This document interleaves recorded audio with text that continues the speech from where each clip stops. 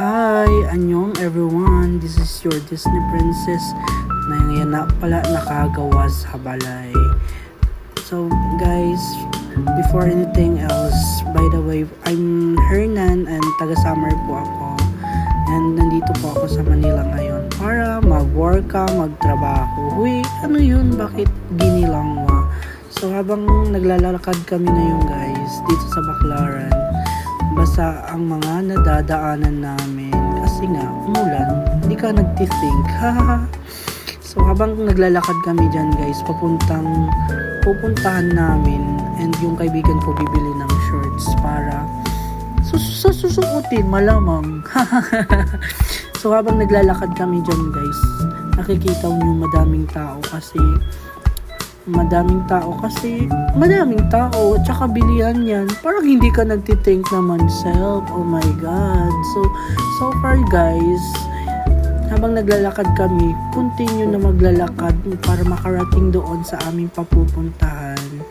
And yan, maraming tao, maraming sasakyan, masikip, at saka guys, basa dyan yung daanan namin kasi laging basa lagi dyan sa Baclaran. Even maliit lang na ulan kasi bahaing talaga dyan guys. So habang naglalakad kami dyan guys papunta doon, nabundol ako. Uy, masakit yun, pero okay lang kasi hindi naman ako natumba. Patuloy pa rin kami sa paglalakad.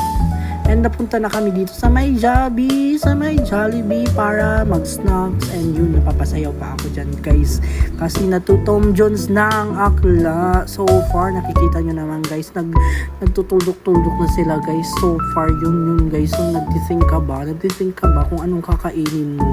Yun. So yun guys, nag-iisip kami dyan guys kung anong ma-order namin.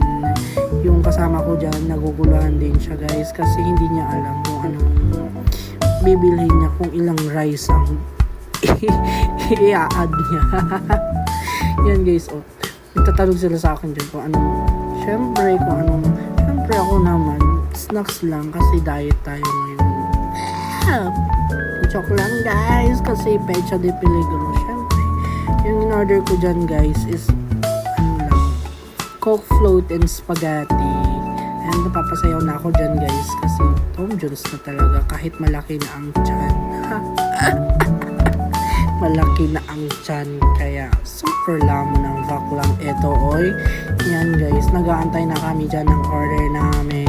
Nagpunta na kami sa upuan para umupo, and pumunta din kami sa super sale guys. Punta kayo ng Baclaran doon sa may 4th floor pala. Doon madami silang mga promo and mga products na binibenta ng mga yan guys. Dami, mga 99 lang yan guys. Bumili ako dyan ng shampoo, lotions, and everything na kailangan ko.